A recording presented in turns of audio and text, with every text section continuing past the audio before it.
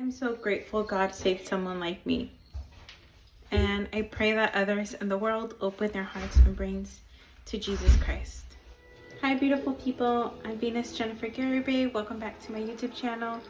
This is Happy. For this current art vlog, let's just call it a vlog.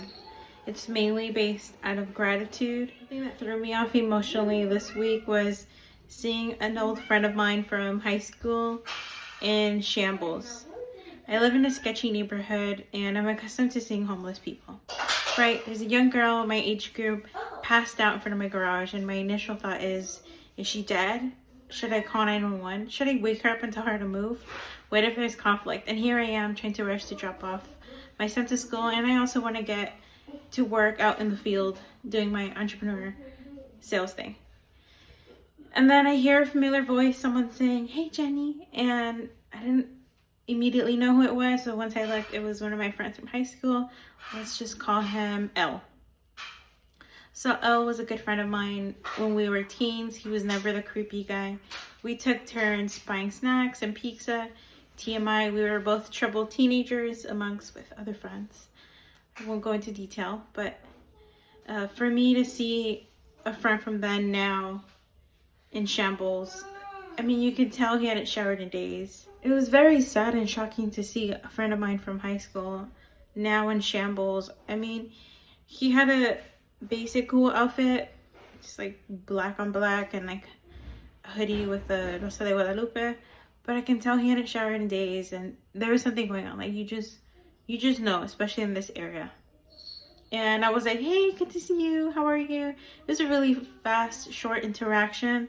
And, you know, like, "How are you doing? How old are you now? Are you still short?" Like, whatever. And I was like, "Good to see you. I gotta go. Do you still want to talk and chat?" And I'm like, "No, I really gotta go. Bye." And he was still trying to conversate and ask questions from a distance, but I'm very like, I have places to be and people to see. So once I drop my son off, I get back in the car and I get emotional. Like I just start tearing up because we were both troubled teenagers back then. Within a friend group, the majority of us didn't have a dad. We all, you know, lived in this sketchy area. Our moms were broke, mentally ill, or depressed, or all the above, you know, whatever. And some of us took different paths, and according to psychology, 10% make it out of these circumstances. And I happen to be that 10%. And if God can save someone like me, I hope others will get saved as well. But I'm ruminating in the car and just thinking, like, I should have told my friend that Jesus loves him and whatever. That evening, I packed a goodie bag just in case I ever see him again.